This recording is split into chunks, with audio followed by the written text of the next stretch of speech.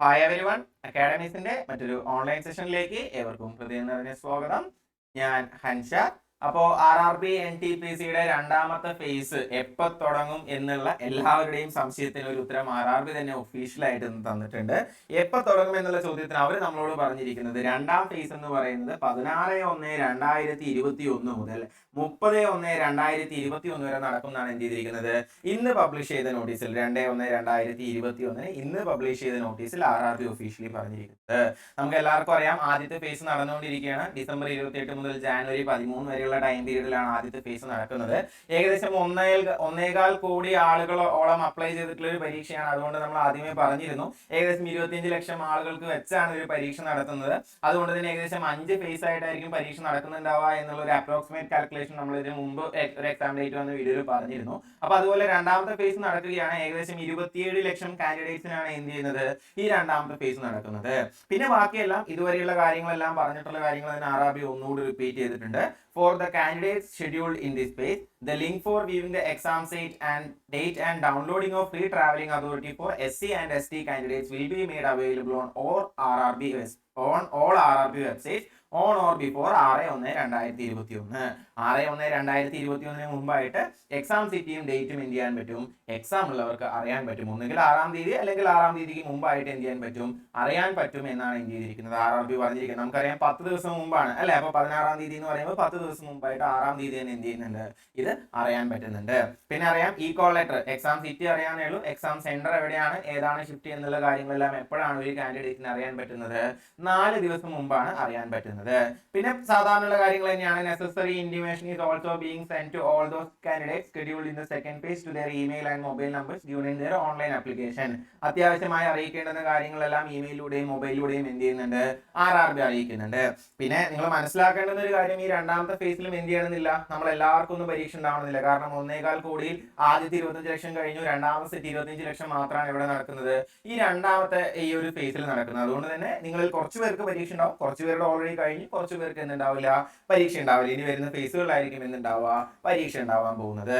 The remaining candidates will be scheduled in subsequent phases എന്നാണ് ഇവിടെ പറഞ്ഞിരിക്കുന്നത്. പിന്നെ ഒരു ഹെൽപ്പ് ഡെസ്കിന്റെ കാര്യമൊക്കെ RRB പറഞ്ഞിട്ടുണ്ട്. എല്ലാ RRB ഒഫീഷ്യൽ വെബ്സൈറ്റുകളിലും അങ്ങനെ ഒരു സംഭവം ഉണ്ട്.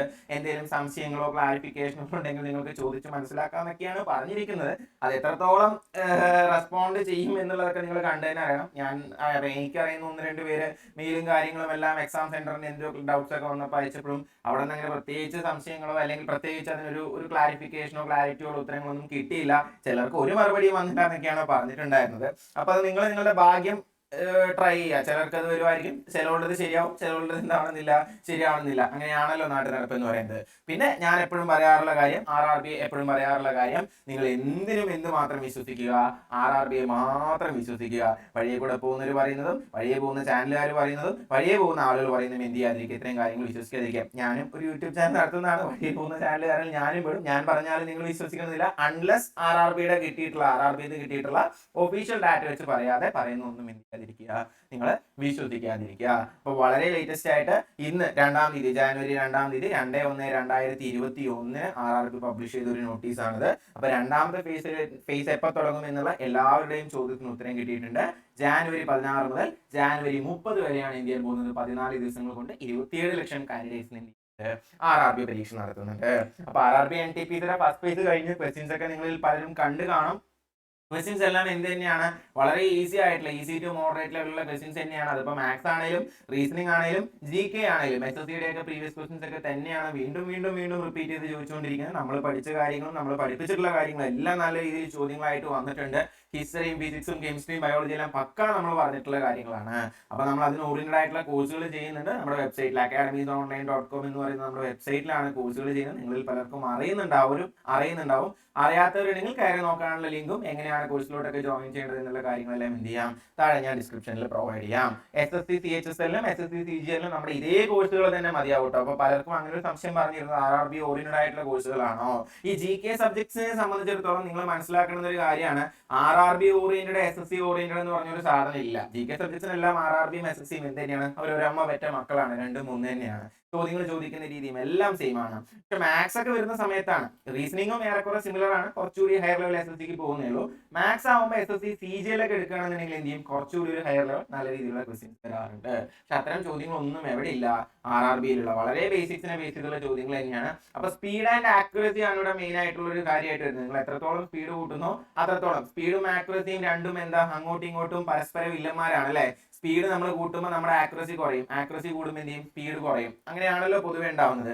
അപ്പൊ അത് രണ്ടൊന്ന് ബാലൻസ് ചെയ്യാൻ നോക്കുക. മാക്സിമം പ്രോബ്ലംസ് നിങ്ങൾ വലിയ ടഫായിട്ടുള്ള പ്രോബ്ലംസ് ഒക്കെ വർക്ക്ഔട്ട് ചെയ്യുന്നതിന് പകരം സ്പീഡിൽ പ്രോബ്ലംസ് മാക്സിമം എണ്ണം കൂട്ടി വർക്ക്ഔട്ട് ചെയ്യാൻ എന്ത് ചെയ്യുക, ട്രൈ ചെയ്യുക. അതാണ് എപ്പോഴും എന്ത് ചെയ്യേണ്ടത്. ആക്യുറസി ഒന്ന് ചെറുതായിട്ട് കോംപ്രമൈസ് ചെയ്യേണ്ടി വന്നാലും അത് സ്പീഡിൽ നമുക്ക് എന്ത് ചെയ്യാൻ പറ്റും, നമുക്കത് പിക്കപ്പ് ചെയ്യാൻ പറ്റും. അപ്പൊ ആ രീതിയിൽ ഒന്ന് പഠിക്കുക. ഈ അവസാനം പറഞ്ഞ കുറച്ച് കാര്യങ്ങൾ ഞാനൊന്ന് ജനറൽ ആയിട്ട് പലരും ചോദിച്ച കാര്യങ്ങൾക്ക് അറിയുന്ന കാര്യങ്ങൾ പറഞ്ഞു തന്നു എന്നുള്ളതേ ഉള്ളൂ. പ്രധാനമായും പറയാൻ വന്ന കാര്യം ഇത് തന്നെയായിരുന്നു. രണ്ടാമത്തെ ഫേസ് എന്തായിട്ടുണ്ട്, ഫിക്സ് ആയിട്ടുണ്ട്.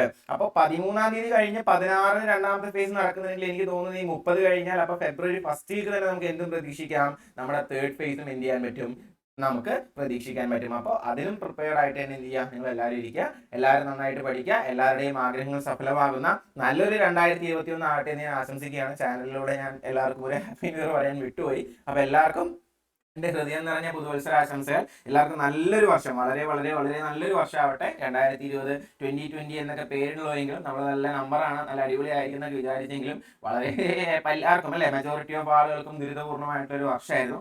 അതിൽ നിന്നെല്ലാം മാറി നല്ലൊരു വർഷം 2021 നിങ്ങൾ എല്ലാവർക്കും ഉണ്ടാവട്ടെ.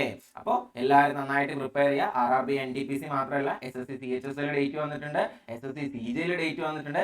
എല്ലാത്തിനും നമുക്ക് നന്നായിട്ട് പ്രിപ്പയർ ചെയ്യാൻ കഴിയട്ടെ. നിങ്ങളുടെ ആഗ്രഹങ്ങളെല്ലാം നടക്കട്ടെ. ഇത്രയും നേരം എന്നെ കേട്ടിരുന്നതിന് കണ്ടിട്ടില്ല എന്നാലും കേട്ടിരുന്നതിന് അല്ലെ, കേട്ടിരുന്നതിന് ഒരുപാട് ഒരുപാട് ഒരുപാട് ഒരുപാട് നന്ദി. Thank you for watching academies. Have A nice day.